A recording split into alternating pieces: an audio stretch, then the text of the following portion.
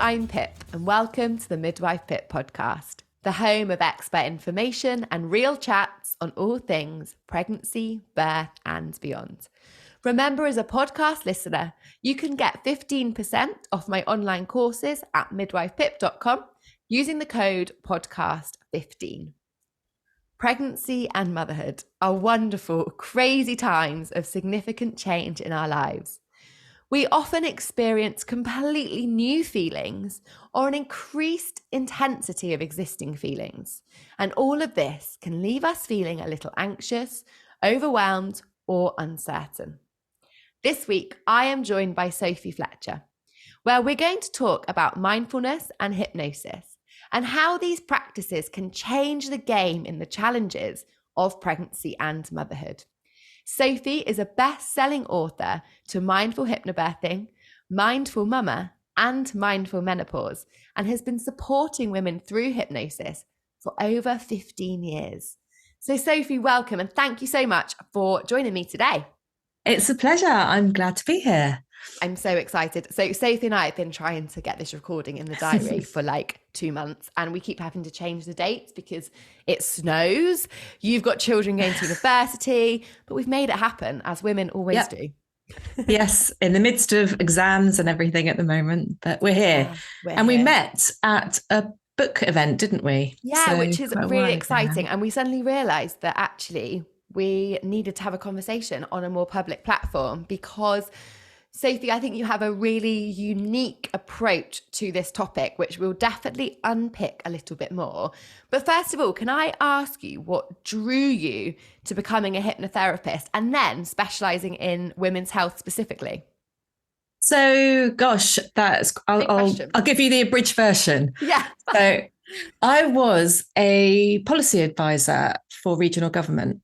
So a very, very different career. And then I got pregnant, had my first child, and it was fairly traumatic. I had a cesarean. I was really depressed afterwards. I was left with real anxiety. I was getting very bad migraines. I mean, I was just not really coping. I found it really tough recovering, and it was a tough time. And so I got pregnant very quickly with my second. Best breastfeeding is not a contraceptive method. I'll just make that very clear to your listeners. Truth, it's true. Got pregnant very quickly afterwards. And I think I was about 15 weeks pregnant when my mum rang me up and said, they're talking about something called hypnobirthing on TV. And this was, Rory, my second, was 18 this month. So it's over 18 years ago. And hypnobirthing just wasn't really around then. It was, it was a bit out there. And I'd never, ever have tried, and I never would go to a hypnotherapist. It was all kind of, Scooby-Doo, swinging watches, the evil hypnotist to me. But, they were talking about pain-free birth. And I am going to just talk about this because I think that is an issue with how we advertise hypnobirthing. Yeah. But as a mum who was 15 weeks, who would have done anything to have a better experience, I was like, yeah, you know what? Sign me up. Sign me up. I am going to have a go at this. And I ordered some CDs because that was all we had then. And I listened to them every night before I went to bed. And oh my gosh, the difference was that I slept every night. With my first child, I was up with heartburn. It was just, I didn't sleep. I was uncomfortable. I had none of this with this when I was listening to the tracks. So, and even when Rory was born, because Rory was early as well, very early. Rory, that we do have early babies in the family, and Rory was born at 33 weeks, which was about the same as my grandmother, actually, who was wrapped in cotton wool and put by the fire. So Rory was born at that, and it was all kind of really, I woke up in the morning thinking at about 3 o'clock, or maybe it was 2 o'clock, thinking, I think waters have gone. And the me before I'd done hypnobirthing would have been, oh my gosh, let's get out of bed. We've got to go to the hospital now. And I would have been panicking and everything. But, I thought, no, I can still feel movement. Everything feels fine. I didn't feel worried at all. So I waited until about 5 o'clock so my husband could sleep, because I knew that there'd be a lot to do with our eldest. And said, "Oh, I think my waters are broken." And he was like, "What, what, what, what, what?" And we went to hospital. And to cut a very long story short, I had a VBAC. Wow, well done Under those you. circumstances. I was totally calm. The midwives had never come across hypnobirthing before. They thought the monitoring machine was broken, because it wasn't replicating. I wasn't replicating what they were seeing or they expected to see on the monitor. And But I think the birth was great, and I felt really powerful, and it was completely different to my first birth. But what really made a difference was how I felt afterwards. It really set me up. And I remember picking up my second child. It makes me feel quite emotional thinking about it, just hours after I'd given birth, and swinging them around in the corridor and playing with them, and just felt mentally so much lighter. Um, and I just thought, well, why don't we know about this? Why aren't we being taught this? And we should have those feelings. They're being denied to us. And so, I left my job and I trained as a hypnotherapist first and foremost. And then I went on and I trained in different methods of hypnobirthing. I went on mindfulness retreats with people like Thich Nhat Hanh to understand that approach as well. And that culminated in a lot of my books and the work that I do.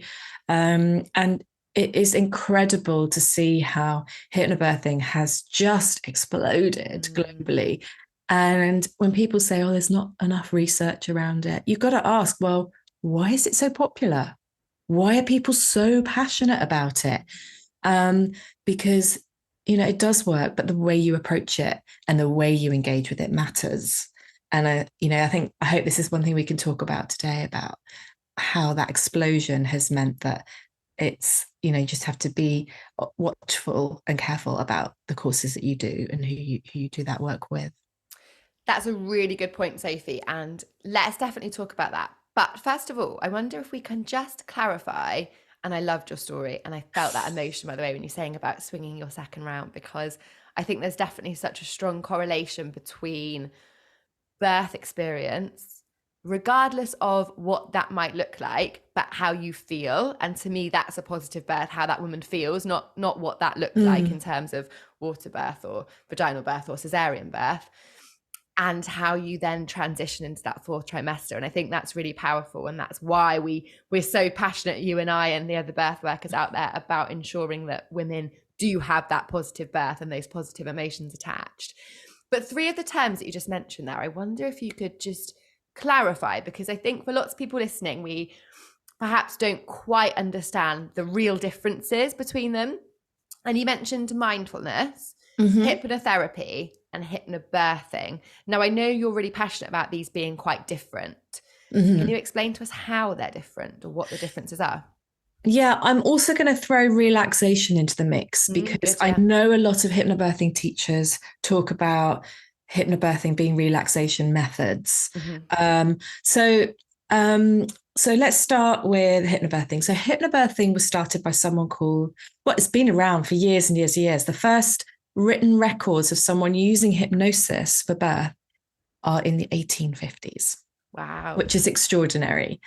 And so hypnotherapists have been using these techniques for helping manage pain, anxiety, certain phobias related to pregnancy, all sorts of things, long before hypnobirthing became a program in kind of the late 1990s. So hypnobirthing is a collection of very generic hypnosis, or it should be a collection of very generic hypnosis tools that it isn't hugely flexible and that you learn quite rigidly. So that might be a set of tracks to listen to. It might be some scripts that your partner is trained to speak to, which I actually don't do for certain reasons, but a lot of courses do that. And so it's very prescriptive. And they do differ, the different hypnobirthing courses. So, and there are different tools and techniques on them. Now, people don't like the idea of hypnosis people are kind of scared by it. And I know that as being a new mum myself, and I was at that point where, you know what, I would try anything, even hypnosis. And I am the last resort when people are doing anything, even if it's not pregnancy related. They come to me as the last resort, which is a real shame, because the one thing I love about hypnosis is it shows you how your mind works. And actually, I don't make anyone do anything they don't want to do.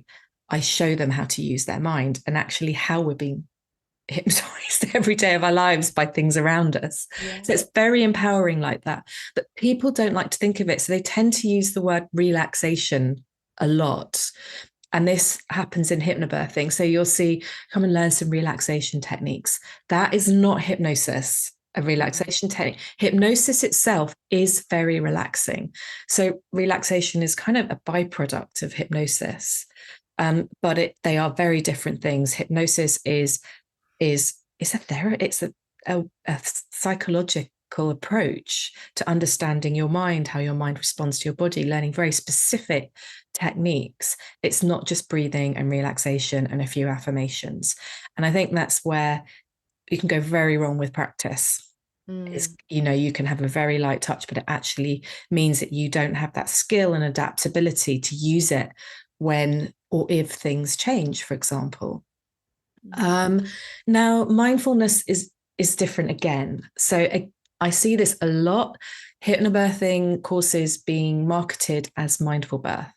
And because mindfulness is more palatable, mindfulness is a big thing. It's easily marketable. It's almost a buzzword at the moment, I think. It's the buzzword.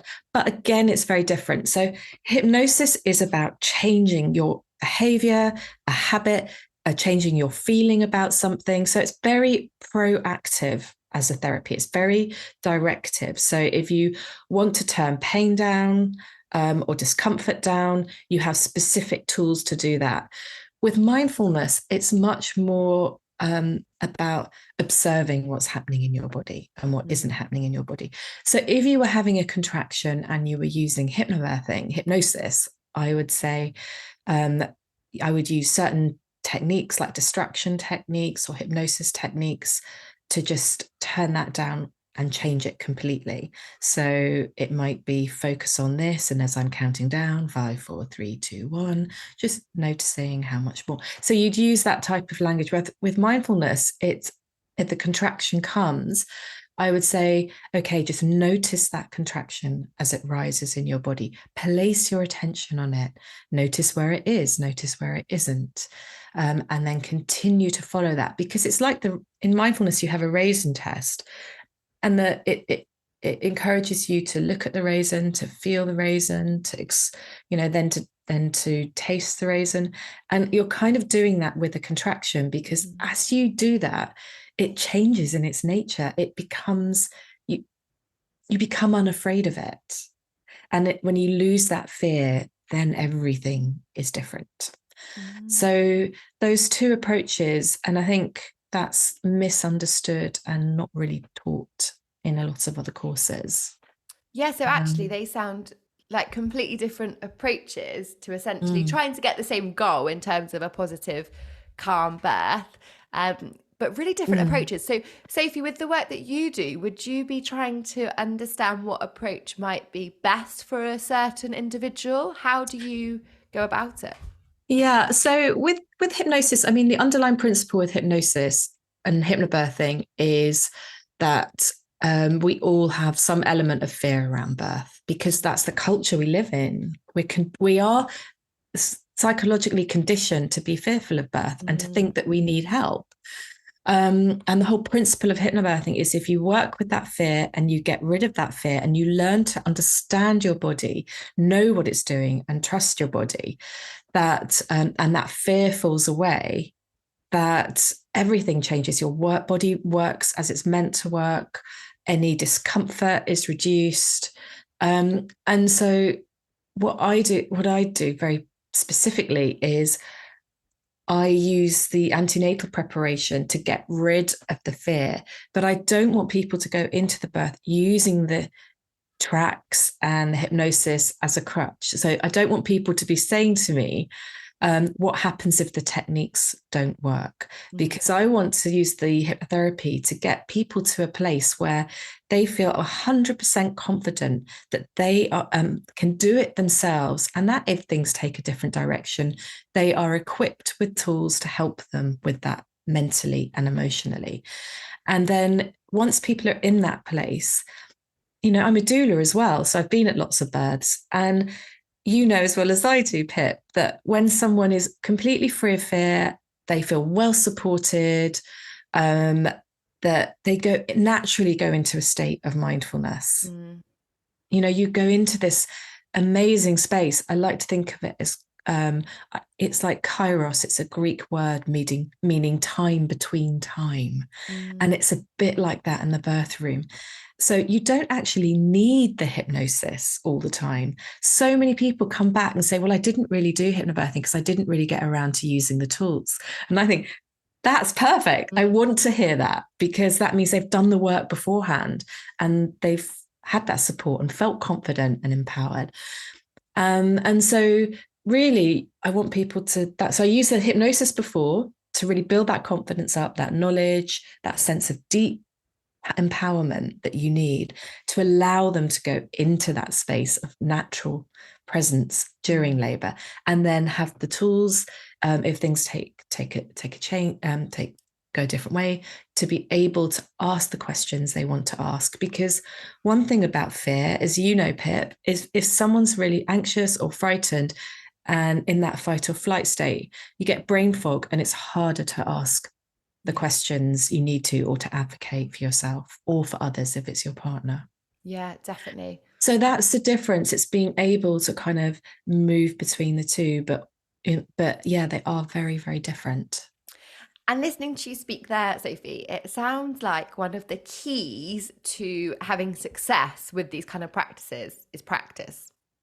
Absolutely. And you know what, I see a lot of posts say a lot of people do just read a book, and and that's enough for them. But it's a bit like, if you're really, really frightened and you're not sure about the tools and things like that, reading a book's possibly not enough. Yeah. I mean, I think we tend to forget that hypnosis is a skill, and hypnotherapy is a therapy, and the whole purpose of it is to get you to understand your mind, but also teach you to process those unconscious fears. So, we're very good at putting on a mask and saying, I'm fine, I'm absolutely fine, I'm really looking forward to it. But if, we have, it's the me I cannot see. We all have those unconscious fears. And if you're not working with someone who can help you process those, they can pop up at any moment. They might not, but they can. And practice is so important, not just about processing all of those, but also techniques that you learn as part of a hypnobirthing course are often what's known as, it's about conditioning. So the more and more you're learning a new habit and a behavior. So the more, it's like riding a bike, the more and more you do it, the easier it is, the more automatic it becomes. So you learn trigger words and things like that. So the more you practice them, you get to a point where you just hear that word or see that word, and instantly your body relaxes.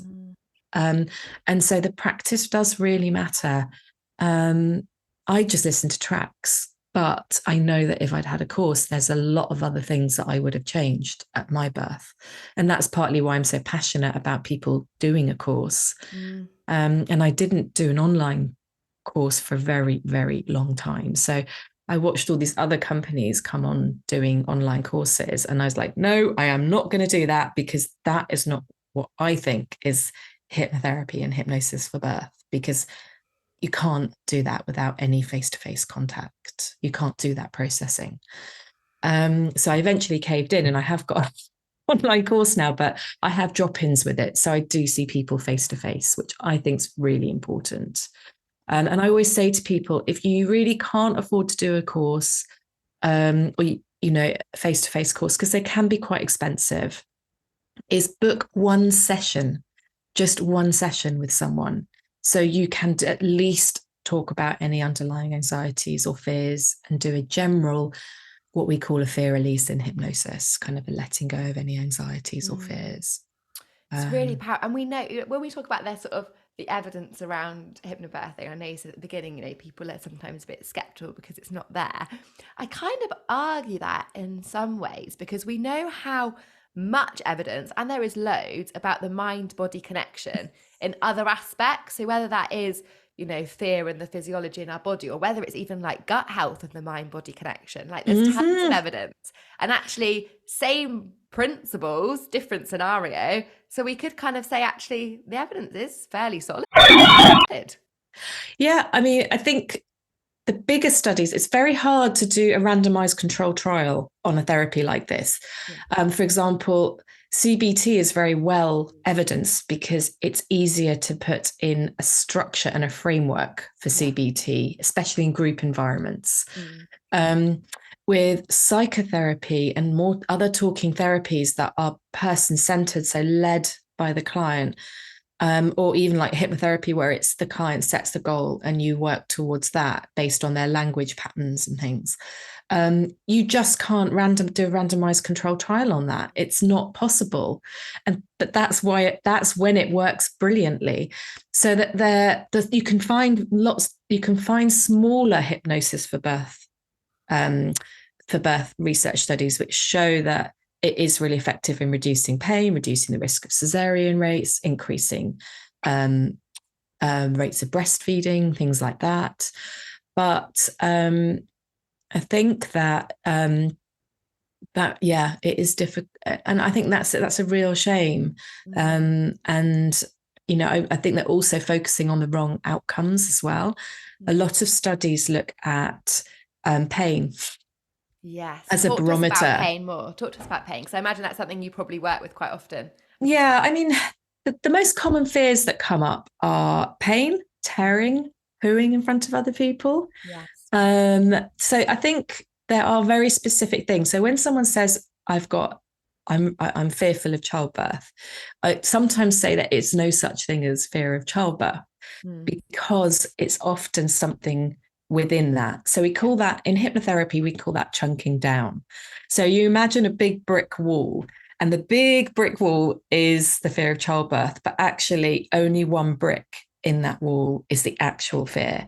So if you are feeling really frightened and really anxious, it can be helpful to work with someone to find out what that is, work through it, and put things in place that stop that happening. So let's talk about pain, for example, because obviously that's associated with hypnobirthing. So this is a really interesting thing that over the years, how we understand pain around childbirth has changed quite a lot. And the hypnobirthing principle is that when you are free of anxiety and fear, then it stops the fight or flight response. And that fight or flight response, which tenses up the body, which is a very mammalian fear response. And when your body softens and your muscles are working effectively and that oxytocin response in your body is supported, then it's easier and quicker to give birth.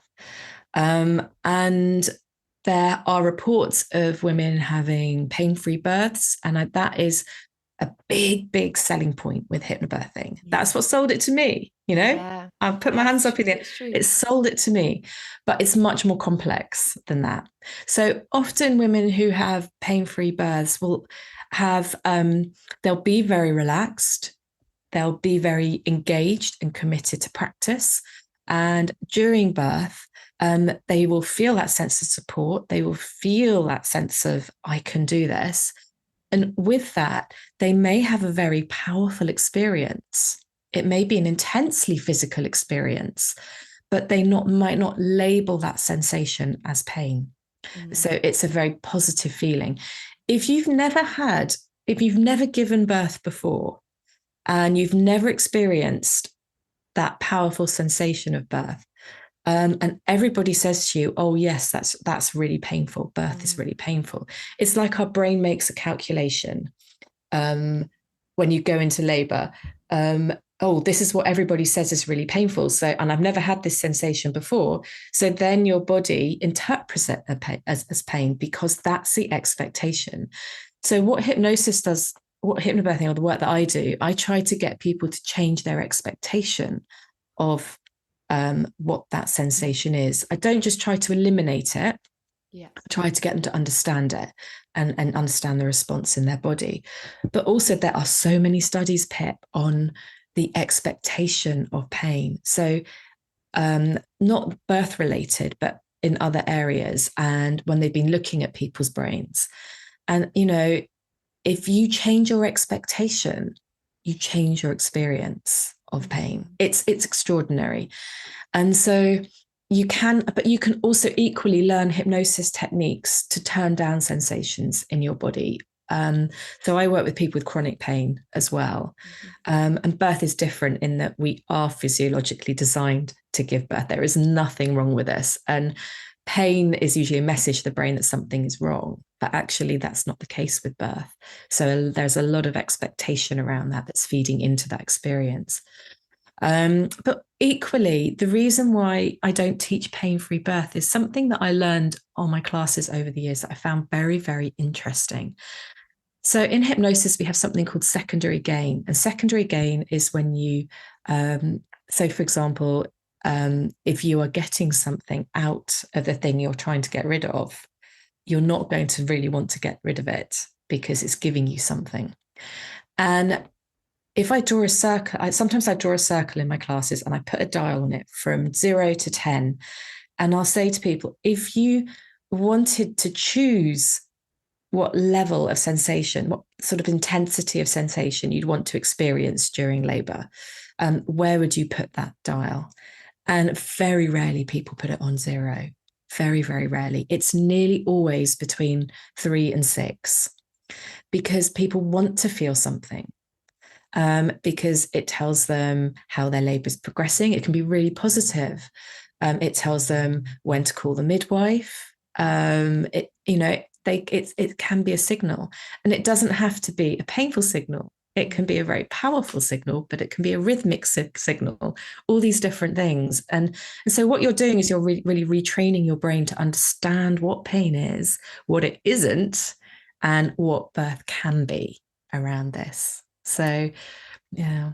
That's such powerful messaging, Sophie. And I think actually anyone listening who is thinking that they have got some fear and some anxiety underlying or really at the forefront as they're preparing for birth, it's probably really, really reassuring to know, great, there's something we can actively do to help that. And I think it's so key because as society, as women, we haven't helped each other over the years. We have really dramatized birth. We have really kind of missold it.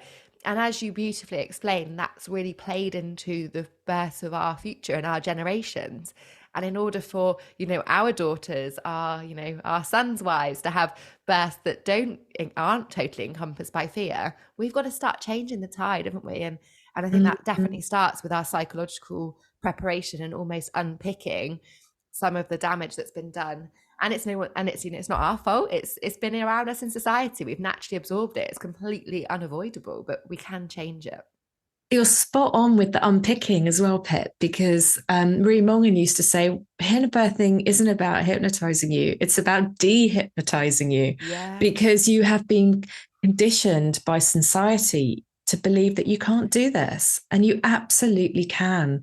And it can be powerful. It can be positive. I mean, someone that I know that I was a doula for her many, many years ago. She said, I thought I was operating at I was in my full power. But after doing this, I realized I was only operating at like 70%. And now I am at 100%.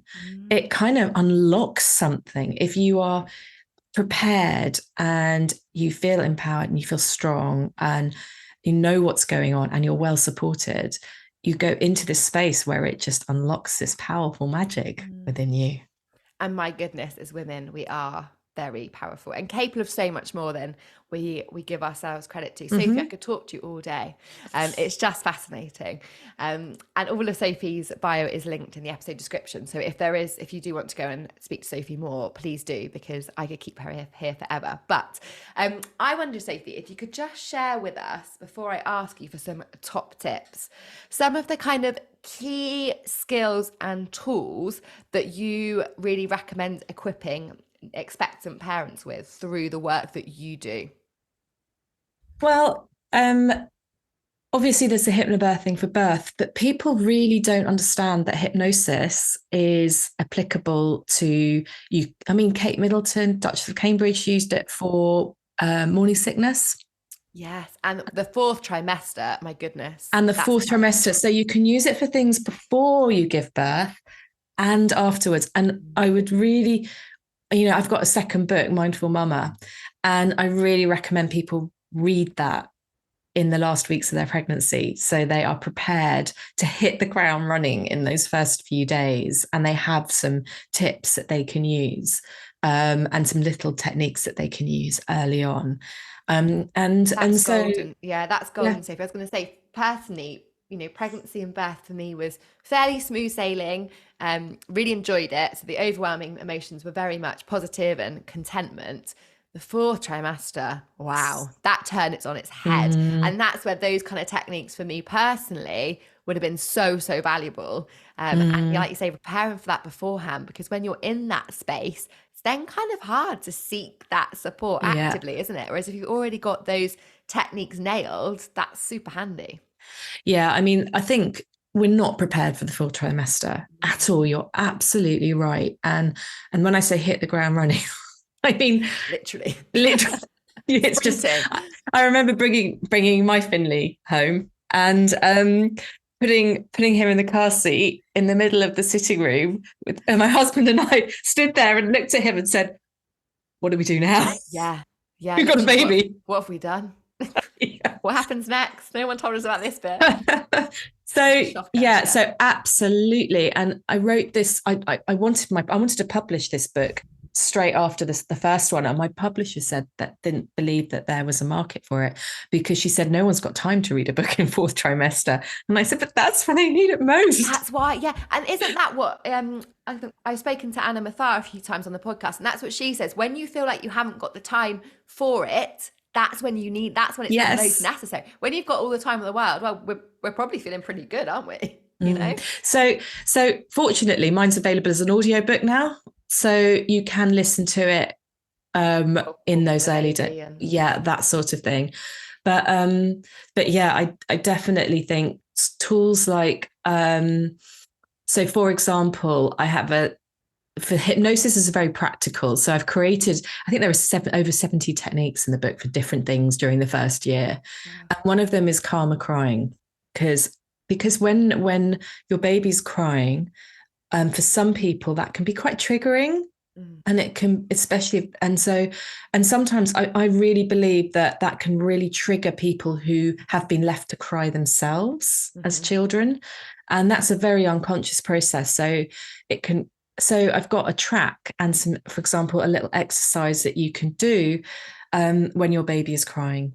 And so you literally put it on and you do the breathing, and it just helps you. So it's a hypnosis, really short hypnosis technique that helps you stay calm when your baby's crying, so that, because when you're calmer, your baby will respond to that as well. What was that one called again, Sophie?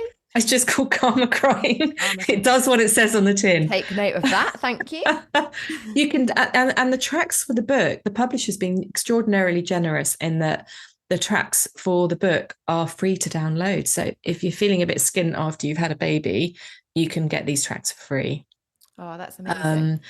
So yeah, I think learning little techniques like that are really helpful, but also just letting go of that sense that you've got to be up and out with your baby the next day. I mean, if there was one thing I could change going back, I probably wouldn't have left the house for 4 weeks or something, and just walked from the bathroom to the bed, maybe. maybe, and just curled up with my baby and looked at them and just slept and fed. I think that's very slow kind of movement into the world is as a mother and a baby is so incredibly important and lost in our culture. So I think throw any sort of competition with the Joneses and getting out there early out of the window, and just, you've got a whole lifetime together. Just spend those moments with your baby early on. Yeah, and get a good support network around you. I've got a great thing in the book where I get people to think about who's the person they can ask to do their laundry, who's the person that can have a good giggle with if you're feeling a bit flat. So identify who those people are before you have your baby, so you feel like you can ring them up and ask them that, so you know who those people are, because we're all in a fog in those first few weeks, not, and having that written down, and meal prep. Get your online shopping orders sorted and things like that. The practical stuff. The practical stuff, so that you don't have to stress your mind. Oh my god, I totally resonate. Yeah, a lot of my I always say your fourth trimester self will be grateful for your third trimester self for doing some of that practical prep ahead of time, for sure. Oh, the loveliest thing as well, if you've got time to do this, is write a letter to yourself at times that might be difficult. That's beautiful, yeah. So write a letter to the part of you that's really tired and feeling like you can't do another day without sleep, or write a letter to yourself who's struggling to feed, or, those types. Have a think about what might be difficult for you, and then write a supportive letter to yourself to open at that time. I'm totally going to do that now. Like, that's amazing. That's such a nice idea, isn't it? For those days when it's like, wow, this is well overwhelming. I love that. That's a really lovely practical thing to do. So I feel like you've just given us loads of top tips, and I was going to ask you for 3 top tips, but have I run out of all of your tips? Or are there more in there? I mean, feel free to unleash some more if there are. Okay, I'd say do a hypnobirthing course, but do your research. There are a lot of courses out there that, there are people being trained in hypnosis, in hypnobirthing, by people who are not hypnotherapists, which I find, as a hypnotherapist, quite shocking, actually. So don't assume that all courses are the same. It's unregulated. So antenatal education, hypnobirthing, it's all unregulated. It's all unregulated. You can do a 2-day course and you're prepared to prepare someone for birth. And there are some very, very well-known hypnobirthing teachers on social media who've done that. A 2-day course. Yeah. It's great marketing. Yes, that is true. Yes. And that's something that I don't have the time to do, that because I've got a clinic practice, and I have to do training, and I have to do all sorts of things to keep my practice going. So I don't have, that's not my thing. It's not my shizzle anyway. So really do your research, find a course that resonates with you. And, so that's important. And I would say, if you can afford a doula, look into having a doula. I know that you've probably talked about this before. I think that's another thing I would say. And just make time. It's just so, but make some time to listen to your tracks and things like that as well. I know that we're all busy, especially if it's your second, third, fourth, fifth or more baby, and it's hard to find the time. But that's where I've done a lot of tools and techniques that work with that. And because I think it's so important. It's not about finding the time, it's using the time you're in. Yeah. 5 minutes a day can have a massive impact. 5 minutes a day is a massive impact. And if you're really struggling, just stick some headphones in your ears like this before you go to sleep at night.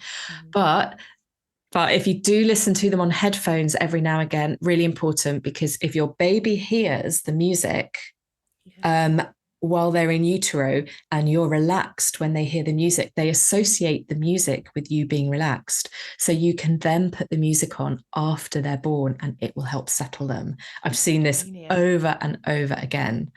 So yeah, that's a really top tip that not many people know about.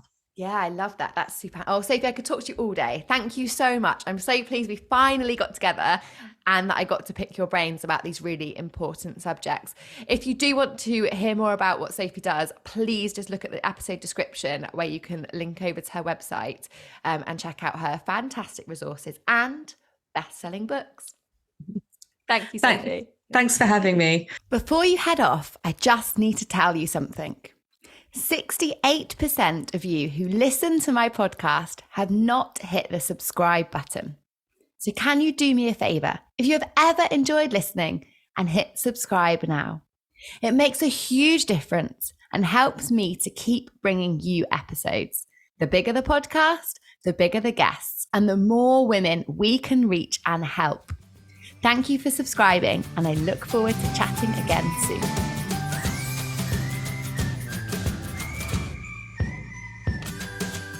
I'm Laura. I'm Lauren. And this is Go Love Yourself.